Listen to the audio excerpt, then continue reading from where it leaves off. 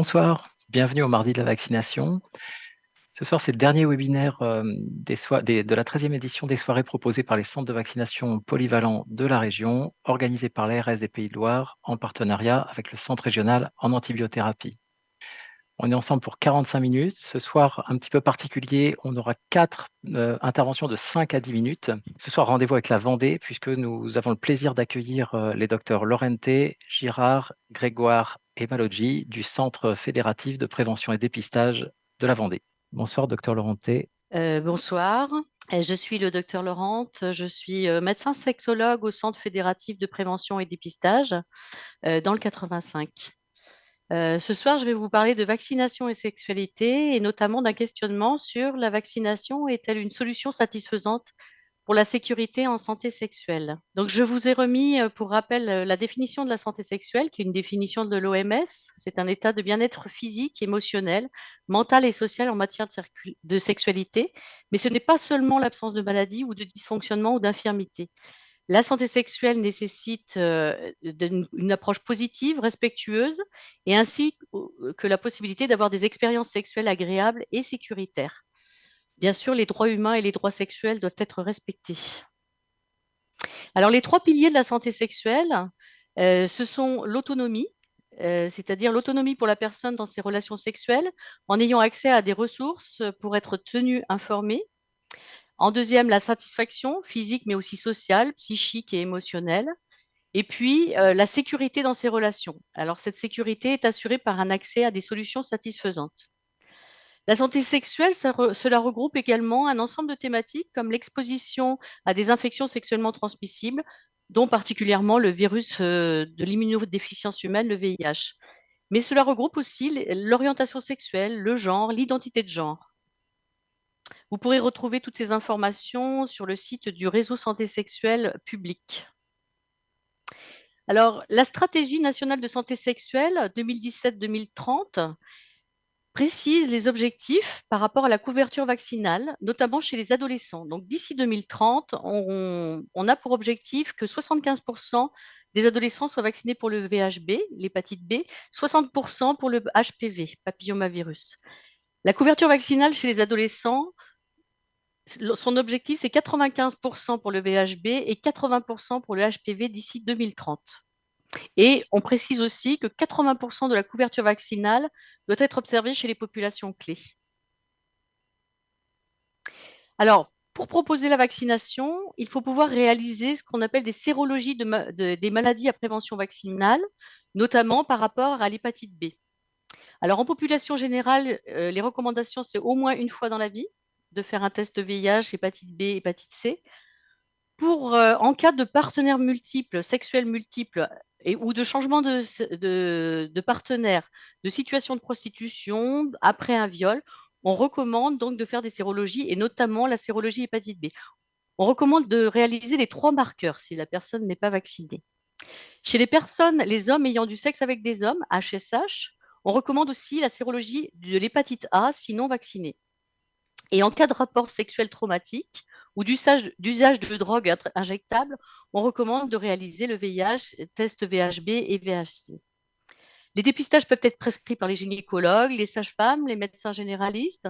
Il est aussi possible de se faire dépister dans un CGIT, comme au Centre fédératif de prévention et dépistage, un CPEF, qui maintenant sont appelés les centres de santé sexuelle, dans un centre PMI et même dans un laboratoire d'analyse biologique. Donc, quand on a réalisé ces sérologies, on peut proposer la vaccination. Alors, qui vaccine-t-on et avec quel vaccin?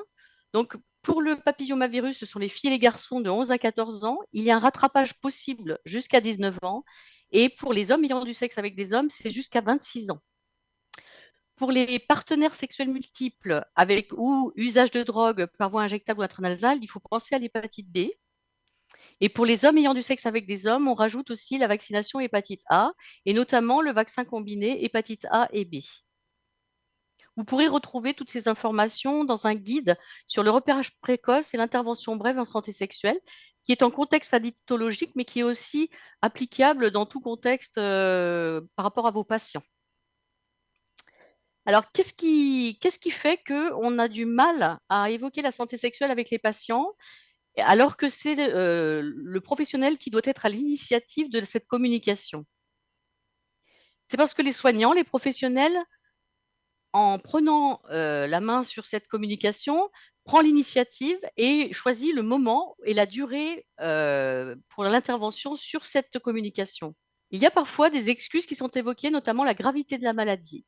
Et d'ailleurs, on observe que c'est inversement proportionnel à la communication. Plus la maladie est grave, moins on communique sur la santé sexuelle des patients. Est-ce qu'il y a une crainte d'intrusion entre les professionnels et les patients? Est-ce que c'est vraiment respecter la personne que de ne pas proposer, de ne pas s'intéresser à la santé sexuelle ou de ne pas évoquer le sujet qui nous permettrait de proposer la meilleure des vaccinations? Et comment se ferait un tri en fait des patients, c'est-à-dire concernés ou non par la sexualité et sur quels critères? Alors la communication en sexualité, les obstacles pour les professionnels. Donc ce peut être le ressenti personnel, l'histoire singulière, l'éducation, les représentations, les normes, les valeurs familiales. C'est aussi l'absence de formation, l'absence d'outils, l'absence de connaissances spécifiques. La santé sexuelle, ça s'apprend. Et puis, en plus de la formation, il y a un besoin d'expérience, un besoin de travail personnel pour dépasser sa propre histoire. Alors, je ne pourrais que vous encourager à oser les questions, comme le docteur Arnaud Zeller, qui, lorsqu'il était interne en médecine, faisait des remplacements et avait interrogé 96 patients dans les patientèles qu'il voyait lors de ses remplacements entre 18 et 86 ans. Et sur ces 96 patients, 78 patients étaient d'accord pour que l'histoire sexuelle fasse partie intégrante de la consultation en médecine générale. Et ce médecin, qui est maintenant médecin sexologue, avait pu faire 50% de dépistage de dysfonction sexuelle et 31% de dépistage ciblé. Les patients étaient mis en confiance et en plus, le fait de parler de leur santé sexuelle, cela renforce le colloque singulier. Donc, cet article que vous pouvez retrouver dans Sexologie, eh bien, en fait, montre qu'il y a un décalage entre les croyances des médecins qui craignent d'embarrasser leurs patients en abordant l'intimité sexuelle et les attentes des patients qui, eux, sont à 93% favorables. Dans un autre article, on avait demandé les attentes des personnes vivant avec le VIH. Et sur ce schéma, vous pouvez voir qu'en fait, ces personnes sont très intéressées par leur santé sexuelle et affective, des informations sur les maladies sexuellement transmissibles, sur les pratiques sexuelles, mais aussi des informations sur les modes de transmission et les possibilités de prévention.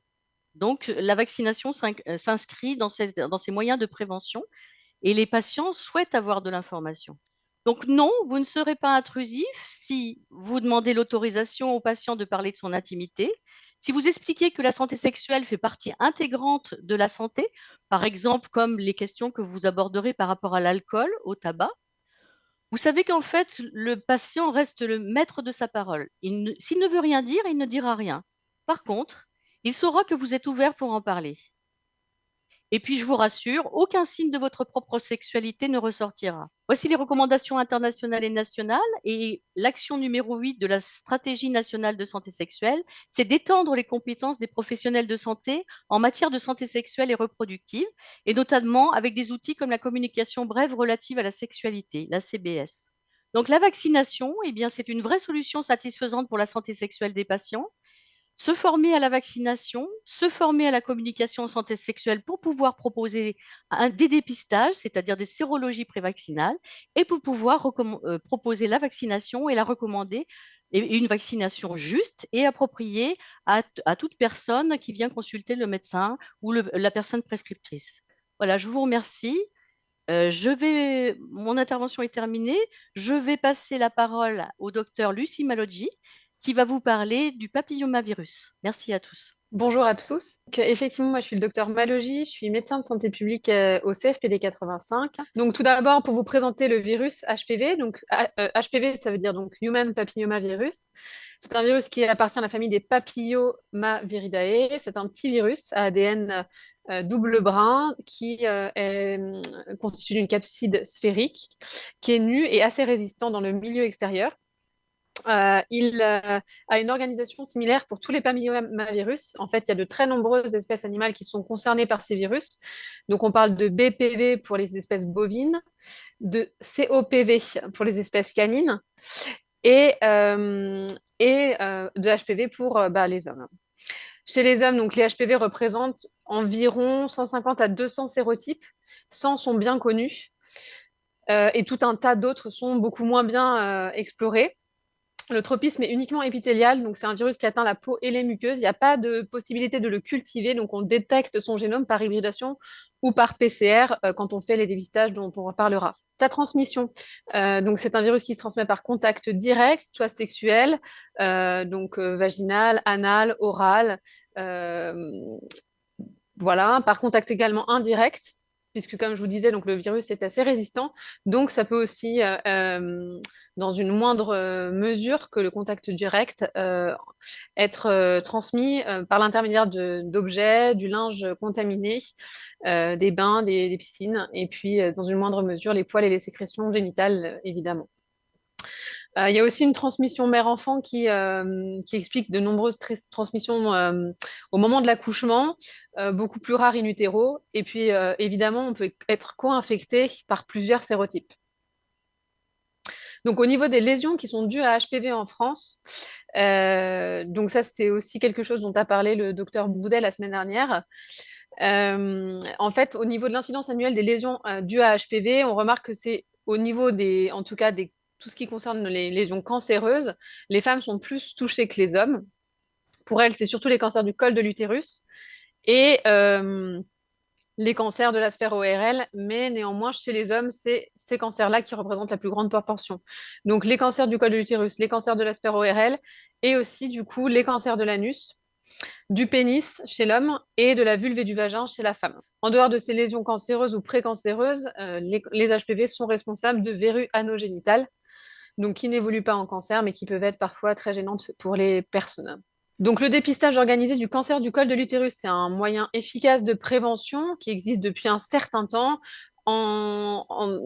Entre 25 et 29 ans, les modalités de dépistage sont différentes qu'entre 30 et 65 ans. Donc depuis peu de temps, entre 25 et 29 ans, donc on propose un examen cytologique par frottis cervico-utérin. C'est-à-dire qu'on réalise 2 premiers frottis à 1 an d'intervalle, puis un frottis à 3 ans si le dernier est normal. Et si tout ça est normal, ensuite, entre 30 et 65 ans, on passe au test HPV, c'est-à-dire qu'on va chercher directement le virus HPV et non pas les conséquences cellulaires de sa présence et de sa persistance, toujours sur un frottis cervico-utérin. Donc ça, on le fait 3 ans après le dernier examen cytologique dont le résultat est normal, et ensuite on le fait tous les 5 ans si le résultat est négatif. Il y a aussi une chose dont on parle moins, c'est le dépistage individuel, donc pas organisé mais bien individuel, des cancers anaux HPV induits. Donc là, en l'occurrence, les cancers anaux sont dus à HPV 16 très largement. Le cancer de l'anus, c'est rare, c'est assez rare puisque c'est 2000 cas à peu près par an contre à peu près 40 000 cas pour les cancers colorectaux. Ça touche plus les femmes que les hommes, malgré tout. Ça touche aussi les hommes qui ont des rapports sexuels avec les hommes et plus les personnes qui vivent avec le VIH.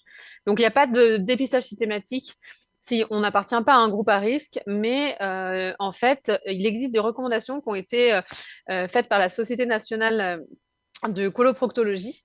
Donc, ce n'est pas des recommandations HAS, mais c'est quand même des recommandations pour améliorer le suivi de ces patients à risque. Chez les hommes qui sont âgés de plus de 30 ans et qui vivent avec le VIH, qui ont des rapports sexuels avec les hommes, chez les femmes qui ont des antécédents de lésions précancéreuses ou de cancer de la vulve, et chez les femmes transportées d'organes solides depuis plus de 10 ans, il est recommandé de détecter les lésions précancéreuses anales liées à HPV. Comment? En recherchant une infection par HPV 16 par frottis du canal anal. Si on retrouve de l'HPV 16, il faut faire un second frottis avec examen cytologique, un examen proctologique complet et une anuscopie de haute résolution qui est souvent faite. Et en l'absence de HPV 16, du coup, on recommande de renouveler le frottis du canal anal tous les 5 ans, évidemment en l'absence de symptômes. Si symptômes il y a, il faut orienter le patient vers un proctologue. Pour les personnes qui vivent avec le VIH, il est recommandé d'effectuer une consultation spécialisée de proctologie avec une périodicité à déterminer au cas par cas. Si cette personne est un homme qui a des rapports sexuels avec des hommes, s'il y a des antécédents de condylome chez les hommes et chez les femmes, et s'il y a des antécédents de lésions du col au frottis cervico-utérin chez les femmes. Donc la vaccination depuis 2007, elle est recommandée aux jeunes filles pour la prévention du cancer du col. Le champ d'action s'est étendu au cancer ORL oraux et anneaux, puisqu'on a vu que ça touchait aussi les populations masculines. Donc, c'est recommandé maintenant aux jeunes filles et aux garçons. L'efficacité vaccinale, elle est excellente, hein. Contre l'infection HPV, c'est entre 85 et 96% d'après les études les plus puissantes. Et contre les lésions précancéreuses de haut grade, on est entre 84 et 94% d'efficacité. Donc c'est vraiment un vaccin efficace, mais la couverture vaccinale est médiocre. En France, en 2021, on était à 46% des jeunes filles qui avaient une dose à 15 ans et 37% seulement d'un schéma complet à 16 ans. En Pays de la Loire, la même année, on était à 56% des jeunes filles, donc on était un peu meilleur que les chiffres nationaux pour une dose à 15 ans et à 48% des jeunes filles pour un schéma complet à 16 ans. Donc du coup, il y a des experts de la vaccination qui réfléchissent aujourd'hui à une possible réduction des doses pour faciliter l'adhésion à ce vaccin efficace. Le vaccin, c'est le Gardasil 9. C'est un vaccin inerte, donc vraiment avec extrêmement peu d'effets secondaires. Donc il est composé en fait de la protéine de capsid L1 qui est donc sous forme recombinante, donc qui constitue une forme de pseudo-particule virale qu'on appelle VLP. Et elles sont produites, ces pseudoparticules, sur cellules de levure et absorbées sur hydroxyphosphate d'aluminium. Donc l'HPV humain, aujourd'hui, qui est contenu dans ce Gardasil 9, c'est un HPV donc non avalent. Il y a donc 9 types d'HPV, les 16 et les 18 qui sont plutôt pourvoyeurs de cancer, les 6 et les 11 qui sont plutôt pourvoyeurs des condylomes, et puis d'autres sérotypes qui sont aussi des sérotypes à l'origine de lésions précancéreuses. La seule contre-indication à ce vaccin, c'est une hypersensibilité aux substances actives ou à l'un des excipients. Et les effets secondaires, en général, dans la grande majorité des cas, sont bénins. Alors, j'ai listé en fonction de la fréquence de ces effets. Le plus fréquemment, on retrouve en fait une douleur à l'injection, un érythème, quelques céphalées. Et chez les jeunes qu'on vaccine, il peut se produire des vertiges ou des malaises, souvent d'origine vagale. Donc, les recommandations vaccinales, quand on est une fille ou un garçon, qu'on est âgé de 11 à 14 ans, il faut faire 2 doses à 6 mois d'intervalle. Si la deuxième dose, elle est administrée au moins 5 mois après la première dose, une troisième dose devra toujours être administrée. Et puis, entre 15 et 19 ans, il est possible de faire un rattrapage à 3 doses, donc M0, M2 et M6. Et la deuxième dose, elle doit bien être administrée au moins 1 mois après la première dose. Et l'écart entre la deuxième et la troisième dose doit être d'au moins 3 mois. Les 3 doses doivent être administrées en moins d'1 an. Donc là, actuellement, il y a peut-être des perspectives de réduire le nombre de doses et de passer à 2 doses pour tout le monde. Et pour l'instant, les recommandations vaccinales sont celles-ci. Pour les groupes particulièrement à risque dont on a parlé tout à l'heure, jusqu'à l'âge de 26 ans, chez les hommes qui ont des rapports sexuels avec les hommes, ils peuvent être vaccinés contre ces sérotypes. Et puis chez les enfants, garçons et filles qui sont candidats à une transplantation d'organes solides ou qui sont immunodéprimés, et dans ce cas-là, il faut faire 3 doses. Il est recommandé dès l'âge de 9 ans. Pour en savoir plus, il y a plusieurs webinaires qui ont été déjà dédiés à ce thème-là. Donc, je vous invite à aller les regarder sur la chaîne de Vaccine News. Et il y a même une petite web série qui peut, en quelques messages clés, vous donner les informations les plus importantes. Donc, juste pour vous parler, pour finir sur ce thème-là, de la campagne HPV au collège. Donc, on a commencé à coordonner, qu'on coordonne, en fait, qui a débuté hier en Vendée. Donc, c'est une campagne qui vise à vacciner tous les élèves en classe de 5e, enfin le maximum d'élèves possible, disons, en classe de 5e dans leur établissement scolaire. Donc, en Vendée, on est à 34 collèges publics et 32 collèges privés. On a estimé à 30% à peu près l'adhésion vaccinale. Donc, ce qui nous fait à peu près 2000 élèves à vacciner. Donc, on est en lien évidemment avec l'éducation nationale pour coordonner cette vaccination et avec les vaccinateurs qui en fait sont issus des différentes CPTS du département. La première dose de vaccin, donc, elle a lieu actuellement, elle se poursuivra jusqu'en décembre 2023. Et en avril, mai, juin, on attaquera la deuxième phase de ce projet-là, donc avec la deuxième dose qui sera délivrée également dans les établissements. Voilà, j'espère que j'ai été claire. Je vous remercie de votre attention. Oui, bonjour. Donc moi, je vais prendre la suite en parlant de différents vaccins. Notamment, je vais commencer avec la vaccination contre le VIH, puisqu'on a beaucoup entendu parler récemment que contre le Covid, il y avait eu un vaccin très rapidement développé et que le VIH, on n'en avait toujours pas. Pourquoi on n'en avait toujours pas? depuis 40 ans qu'on cherche, il a quand même certaines particularités, ce virus. C'est un virus qui est très mutagène, c'est-à-dire qu'il bouge beaucoup, sa structure bouge beaucoup, et on a de nombreux sous-types circulants avec vraiment une grande diversité génétique. Donc à chaque fois, on a un échappement au vaccin qu'on peut essayer de faire. Et puis, de par même la nature du VIH, c'est un virus qui va cibler directement le système immunitaire, qui va aller dans les lymphocytes T, CD4, donc qui va rendre moins efficace le système immunitaire et qui va relativement rapidement aller se cacher, entre guillemets, dans des réservoirs qui vont être inaccessibles au système immunitaire et donc inaccessibles à l'action d'anticorps vaccinaux. Et puis pour parachever le tout, c'est qu'une fois qu'on est infecté, il y a vraiment une intégration de l'ADN du virus dans le génome de la personne infectée, ce qui fait que c'est devenu inatteignable. Alors l'étude assez marquante, c'était la RV144 Thaï, qui s'est finie en 2009 en Thaïlande. C'est la première étude qui a montré une efficacité d'un vaccin, l'efficacité de 31% à 3 ans. Le souci, c'est que, comme vous pouvez le voir, déjà, il y a beaucoup d'infections, hein. C'est un schéma prime boost, c'est-à-dire on fait d'abord une primo-vaccination, puis des rappels, et vous voyez, il y a déjà 6 doses. Et puis, on a quand même une protection qui est de courte durée, hein, qui a été estimée à 3 ans, et puis contre un seul virus. Mais c'était le premier essai qui montrait quand même un effet protecteur d'un vaccin.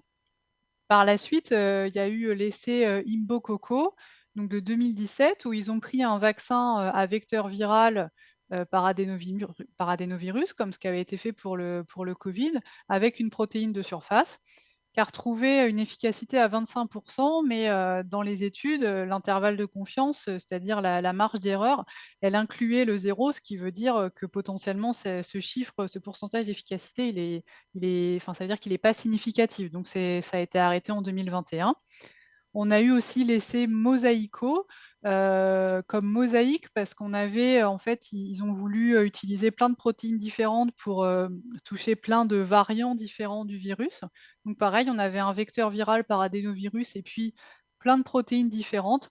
Et malheureusement, vous voyez, celui-là, il s'est arrêté assez récemment, en janvier 2023, parce qu'il n'y a pas eu d'efficacité de démontrer. Un essai qui est encore en cours, c'est l'essai PrEP-VAC depuis 2020, où là, en fait, c'est la combinaison de divers vaccins expérimentaux qui n'avaient pas donné des résultats seuls, combinés au fait de prendre un traitement donc, de prophylaxie pré-exposition, c'est-à-dire un traitement préventif du VIH. Et ça, pour l'instant, on n'a pas encore de résultats. On a aussi d'autres vaccins qui sont en développement, dont on entend parler, ARN messager par Moderna, par exemple, mais pour l'instant, on n'a aucune autre vaccination qui est arrivée en vraiment phase 3 d'études cliniques. On est encore sur les premières phases de recherche, donc je ne les ai pas détaillées ici. Donc, le vaccin VIH, ce n'est pas pour demain. Donc, comment se prévenir puisqu'on n'a pas la vaccination? Eh ben, le préservatif, hein, la base. Ensuite, se faire dépister régulièrement, puisque la personne qui va risquer de contaminer les autres, c'est la personne qui ne se sait pas elle-même malade. La PrEP, hein, qui est la prophylaxie pré-exposition, qui va s'adresser aux personnes qui prennent le plus de risques au niveau sexuel, qui est très efficace, hein. On a vraiment un risque réduit de 99% si l'observance est bonne. On a le traitement post-exposition qui est à connaître aussi pour vos patients. Dans les 48 heures après une prise de risque qu'on estime importante, le patient a vraiment 48 heures pour consulter soit aux urgences, soit dans un CEGID pour se faire prescrire ce traitement. Et puis, on a le TASP, donc en anglais, Treatment as Prevention, c'est-à-dire que quelqu'un qui est séropositif traité et qui a une charge virale indétectable, il ne peut pas transmettre la maladie. Et ça, c'est très important dans la stratégie de lutte contre le VIH, puisque le fait on veut vraiment dépister le plus possible les gens pour les mettre sous traitement et qu'ensuite, ils ne puissent pas contaminer d'autres personnes. Voilà pour le VIH. Ensuite, une autre hépatite à transmission sexuelle, c'est l'hépatite A. Alors l'hépatite A, elle est plutôt connue classiquement, c'est une transmission orofécale, hein, de personne à personne, ou alors si on se contamine avec de l'eau ou des aliments. Donc c'est une maladie à déclaration obligatoire qui est surveillée en France. l'hépatite A, elle est souvent asymptomatique chez l'enfant. Les enfants, ils tolèrent plutôt bien l'infection. Et puis, plus on grandit, moins l'infection est tolérée. Et la sévérité augmente avec l'âge, avec quand même 1% d'hépatite fulminante, c'est-à-dire vraiment un défaut du foie où faut aller jusqu'à la transplantation. Donc, c'est quand même embêtant. Il y a eu des recommandations vaccinales en fait, qui ont été mises en place en 2017. Comme vous pouvez voir là, il y a eu en 2017 un pic de cas d'hépatite A en France. Et avec aussi un sexe ratio, donc c'est-à-dire le rapport entre les hommes et les femmes, bah, il y a eu 5 hommes pour une femme qui était porteur de l'hépatite A, alors que le reste du temps, on était plutôt sur une égalité entre les hommes et les femmes. Et ils en ont déduit que c'était sûrement des clusters dans les communautés d'hommes qui ont des rapports entre hommes, ce qui pouvait expliquer qu'il y ait beaucoup plus d'hommes de touchés lors de cette épidémie. Et effectivement, si on regarde le petit tableau, en France, quand on attrape l'hépatite A, finalement, le plus fort facteur de risque, c'est d'avoir un cas d'hépatite A dans son entourage. Donc, même plus que d'avoir mangé un fruit de mer contaminé ou d'avoir voyagé en dehors de la France. Donc, on peut facilement imaginer que dans une communauté où il y a des pratiques sexuelles anales, il y ait des transmissions qui sont facilitées. Donc, c'est comme ça que le vaccin hépatite A a été recommandé pour les hommes qui ont des rapports entre hommes. Il est aussi recommandé pour les libertins, pour les travailleurs du sexe, voilà, les personnes qui ont plus de risques sexuels. Donc, il faut savoir que c'est un vaccin qui est quand même considéré comme un vaccin du voyageur, donc il n'est pas remboursé en ville. Il peut être fait gratuitement dans les Cégides, c'est-à-dire que c'est les Cégides qui prennent en charge le prix du vaccin, mais en ville, voilà, faut compter une cinquantaine d'euros pour 2 doses. Le schéma, c'est donc 2 doses entre 6 mois et 5 ans. Et puis l'autre hépatite à transmission sexuelle, c'est l'hépatite B. Donc là, vous voyez, c'est tous les cas d'hépatite aiguë qui ont été diagnostiqués en gros sur les 20 dernières années. On va trouver la voie sexuelle, ça va vraiment être la première voie de transmission, hein, pour 40% des femmes et puis pour 60% des hommes. Loin devant les piercings, l'usage de drogue, voilà, c'est vraiment la voie sexuelle où les gens ils se contaminent. Et puis si on regarde dans ce tableau-là, les gens qui ont eu une exposition sexuelle, en fait, bon, bah, dans 10% des cas, ils avaient un partenaire connu porteur de l'hépatite B. Mais en fait, dans 35% des hommes, c'est qu'il y avait des rapports sexuels entre hommes. Et puis 34% pour les autres, c'était des partenaires sexuels multiples. Et c'est comme ça qu'on en est arrivé à la recommandation pour l'hépatite B de vacciner les hommes qui ont des rapports entre hommes, et puis les partenaires sexuels multiples. Alors, multipartenaire, c'est supérieur à 1. Donc, ça touche quand même beaucoup de gens. Le schéma de l'hépatite B, il est en 3 doses. Donc, 2 doses à 1 mois d'écart, puis la troisième 6 mois plus tard. Il existe un vaccin qui est combiné hépatite A et B, qui est sur le même schéma, qui est pareil, non remboursé, et aussi pris en charge dans les Cégides pour les patients qui veulent le faire mais qui n'auraient pas les moyens. On a un schéma spécifique chez l'adolescent, entre 11 et 15 ans, où on peut utiliser 2 doses adultes à 6 mois d'écart, et donc ça permet d'avoir une injection en moins.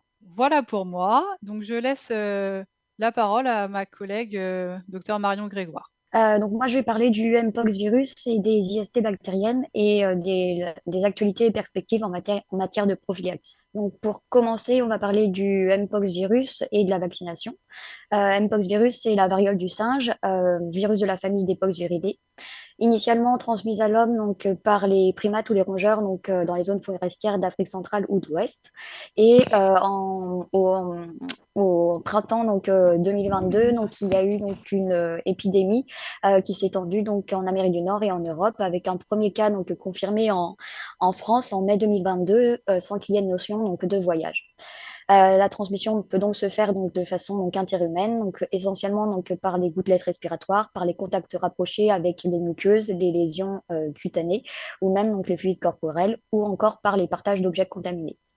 C'est une infection à déclaration obligatoire et depuis à compter au 31 août 2023, on comptait 5010 cas recensés en France, dont 4154 confirmés biologiquement. La majorité des cas étaient observés chez des hommes et notamment des hommes HSS multipartenaires. C'est pourquoi donc la vaccination a été recommandée de manière préventive depuis juillet 2022 par la HAS aux personnes donc les plus exposées donc au VIH, à savoir donc les hommes ayant des relations sexuelles avec des hommes et ayant des multiples partenaires, les personnes trans ayant donc de multiples partenaires, les travailleurs du sexe et les professionnels des lieux de consommation sexuelle, quel que soit le statut de ces lieux. Ces recommandations ont été étendues en octobre 2022 aux femmes vivant avec un homme ayant des rapports sexuels avec des hommes à très haut risque d'exposition au virus, donc qui sont donc les cas cités ci-dessus. 2 vaccins sont disponibles en France, le vaccin donc, Jynneos et Imnavex. Ce sont des vaccins de troisième génération, donc injectés par voie sous-cutanée. Et le schéma vaccinal donc, comprend donc 2 doses espacées d'au moins donc, 28 jours. Il peut être réduit à une seule dose pour les personnes ayant déjà été vaccinées contre la variole et augmenté à 3 doses pour les personnes donc, immunodéprimées. Je vous ai mis donc en lien l'adresse sur laquelle donc, vous pouvez retrouver les lieux où se faire vacciner actuellement. Donc, après ce petit point sur le Mpox virus, je vais vous parler des IST bactériennes et des perspectives en matière de prophylaxie.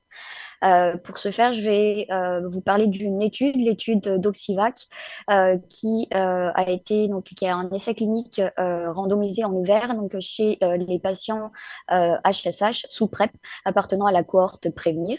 Et cette étude a pour but d'évaluer d'une part donc l'efficacité de la doxycycline prise en post-exposition, donc à savoir 200 mg de doxycycline dans les 72 heures suivant un rapport sexuel.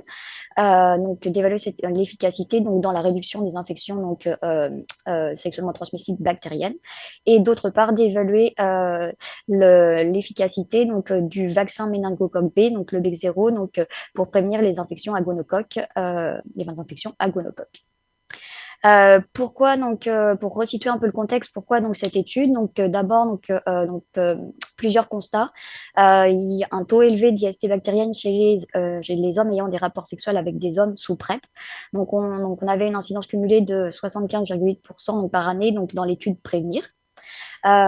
Deuxième constat, c'est donc l'effet de la doxycycline en prophylaxie post-exposition qui a été mis en évidence dans l'essai donc ANRS Hypergay et qui montrait une réduction donc, de l'incidence des chlamydia et de la syphilis de l'ordre de 70%, mais sans donc montrer d'effet sur donc, les infections à gonocoque. Et donc ça montrait par ailleurs donc une augmentation, un taux de résistance important donc, des gonocoques au tétracycline. Alors, on peut se poser la question donc, d'un vaccin contre le gonocoque. Et là, donc, plusieurs études observationnelles ont montré donc, que les vaccins contre le méningocoque B sont associés à des réductions donc, de gonorrhée.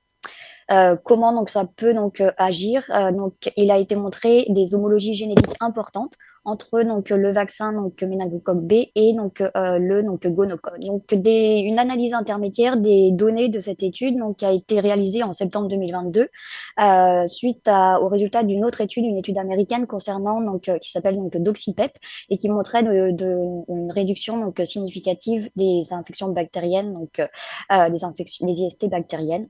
Donc dès lors donc l'analyse intermédiaire a été réalisée donc sur les patients inclus depuis donc entre janvier 2021 et juillet 2022 et les résultats ont été présentés en février 2023 donc lors de la conférence internationale de la CROI à Seattle par le professeur Molina. Donc, ces résultats intermédiaires montraient une réduction significative de l'incidence des infections donc, à chlamydia, à syphilis et même donc, à gonocoque. Donc, pour ce qui était de donc, chlamydia ou syphilis, c'était de l'ordre donc, de 84%. Et donc gonocoque, donc moindre, mais donc, quand même de 51%. Concernant le vaccin donc, BEC0 donc, en prévention des infections à gonocoque, on avait là encore une réduction significative de l'incidence des infections, de l'ordre de 51%. Fort de ces bons résultats, donc il a été décidé donc d'arrêter l'étude et la dernière inclusion a eu lieu en septembre 2022.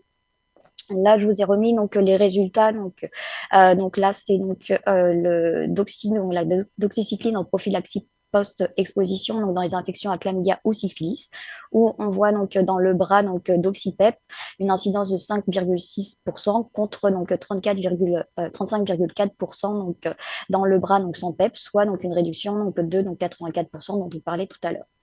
Concernant le gonocoque, c'est donc dans le bras d'oxypep, donc une incidence de donc 20,5% donc par an contre 41,3% dans le bras sans PEP, soit donc une réduction donc de 51%. Concernant donc la prévention des infections à gonocoque avec le vaccin donc méningocoque B, on note une incidence dans le bras donc BEC0 donc de 9,8% donc contre 19,7%, soit donc là encore une réduction de donc 51%. Donc ça, il s'agissait des résultats donc de l'analyse intermédiaire. L'étude donc a pris fin en donc, février 2023 et donc les résultats donc ont été analysés et les premiers résultats rendus en avril 2023. Et présenté par donc, le professeur Molina en juin donc, aux journées thématiques IST, PrEP et santé sexuelle donc, à Paris. On retrouve dans ces résultats donc, d'analyse finale donc, un effet, donc, une confirmation de la réduction donc, des risques d'IXT bactérienne donc, lorsqu'on prend donc, la doxycycline en prophylaxie post-exposition. Par contre, concernant donc, l'effet du vaccin donc, BEC0, donc, on note une discordance entre l'analyse intermédiaire et donc, finale quant à son efficacité en prévention des gonocoques. Et donc, ça serait principalement dû donc, au fait qu'un fichier donc, contenant des infections à gonocoques a été omis lors de l'analyse intermédiaire. Dès lors, donc, un audit a été donc, demandé pour réanalyser donc, les résultats, mais donc, uniquement les résultats donc, concernant donc, l'étude donc, du BEC0. Là, je vous ai mis le communiqué de presse donc, qui donc, explique que donc, effectivement, l'analyse finale est susceptible de modifier les résultats de l'essai intermédiaire concernant donc, la vaccination contre le méningocoque B pour la prévention des gonocoques. Pour finir, donc, un message pensez à la vaccination contre le Mpox dans donc, les populations les plus exposées. La doxycycline en prophylaxie, donc c'est maintenant 3 grandes études, donc l'étude donc ANRS hypergay, l'étude d'Oxypep et l'étude d'Oxyvac, qui montrent une réduction significative des IST bactériennes donc, chez les HSH. Concernant donc le vaccin BEC0 en prévention des infections à gonocoque chez les HSH, pour l'instant, on est dans l'attente du résultat de l'audit indépendant et donc pas de conclusion donc, possible pour le moment, mais ça reste une piste donc intéressante de recherche à poursuivre. Je terminerai là-dessus. Encore un grand merci à toutes les quatre pour vos interventions. Je remercie aussi Fabien Quédé, Sonia Thibault pour la préparation des mardis de la vaccination, Jean-Paul Alves à la réalisation. Merci beaucoup à tous. C'était le dernier webinaire des mardis de la vaccination. On se retrouve l'année prochaine, si vous voulez bien. Je vous souhaite une très très bonne soirée. Au revoir.